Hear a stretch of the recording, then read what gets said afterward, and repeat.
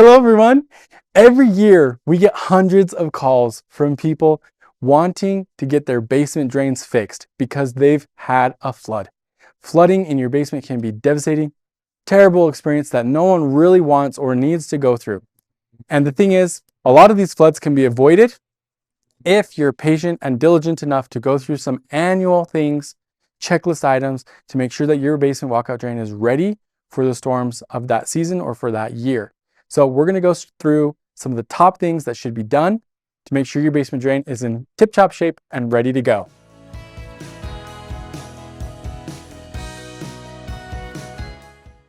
All right, so we're here at a customer's home, here to check out what they're up against, make sure that they're ready to go with their basement walkout drain. All right, so item number one is to inspect the area. And the things that you're going to want to check are the stairs themselves, the landing, check out, make sure that it's looking good. Also the top of the stairs and the landscaping around that. You're also going to want to check to make sure that it's not sloping toward the walkout drain. Sometimes if you change the landscaping in your yard, you may not notice, but it might be sloping toward the stairs. So just addressing those things. Another thing to check for when you're checking the surrounding area is to look at the rain gutters and make sure that any downspouts have pipes hooked onto them to take the water farther away from the house. We want to take that rainwater from the roof and make sure that it's not being dumped right into the walkout drain. That will definitely cause some flooding issues. Number two is to check the actual drain grate and to make sure that it's clean and ready to go. All right, so we're down here on the landing of the walkout and we're looking at the drain here, cleaning it and making sure that it's all ready to go. So let's jump in here and show you what we're looking at. Okay, so zooming in here on the grate, this particular model does not have anything attaching this. So we can just flip this over and you can see underneath here, there's a lot of spider webs and grass clippings and things. So get that out of the way. And then the next thing you see, the way that this one's built, you can see that there's all this dirt around here.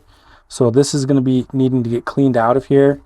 And then the next thing that you need to do is look down in the center hole there and make sure that there's a lot of space for water to go. So down here, it's kind of hard to show on camera, but we can see that it's not got a lot of gravel, depending on how your drain's built. Gravel is a key element of how these work. So we're going to need to clean that out of there as well.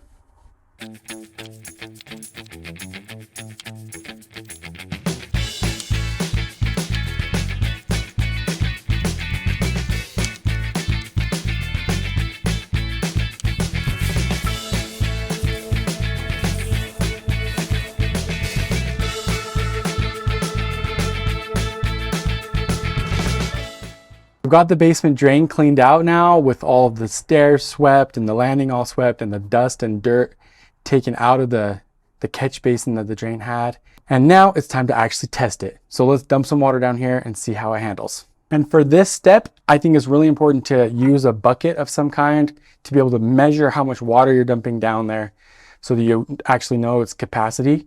We've made another video you can see in the link below and on this card here, how we actually calculated how much water we should anticipate for our area.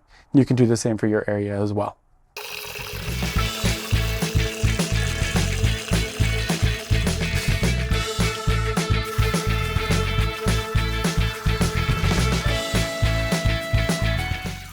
All right, here. So we just did our first 5-gallon bucket and you can see down there the water is actually piling up down there. It's not going into the drain rock very well, if there even is any, which we suspect there is no drain rock in there. So we're going to keep going here and see actually how many gallons this can take before it floods, if it does.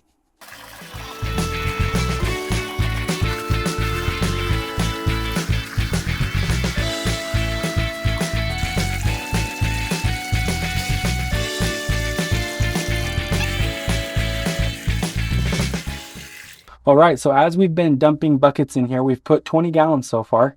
We can see that the water is starting to pile up pretty well and it's not draining as fast as it might need to.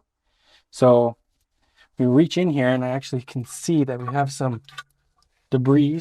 There's some grass and there's some other garbage in here that's floating around down in this water that we've got.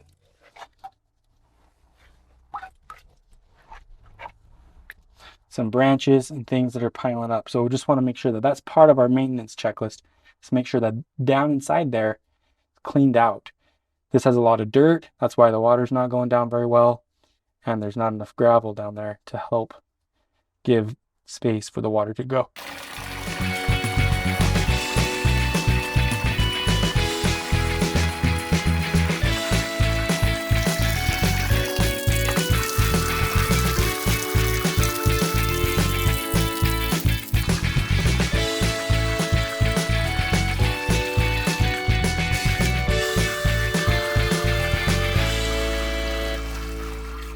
All right, so we just put down 30 gallons into this drain, and you can see here it's pretty much full. So this one doesn't have a lot more capacity. So this is what you need to check for and just make sure, hey, is this drain going to hold up for a storm that's, a decent size? And if it is, great. If it's not, then you need to get some kind of a plan to figure out what you're going to do if it is ever going to flood. All right, so for the final step, making sure your drain's in good shape, is to just keep it clean. Go through the process every time that it looks like it needs it. If there's a lot of leaves collecting or whatever, make sure that it's in good shape and ready to serve you when the weather goes bad. If you need help with your basement walkout drain, you can definitely reach out to us on our website, danzydesignbuilds.com, and we'll reach right back out to you. Thanks for watching. Have a great day.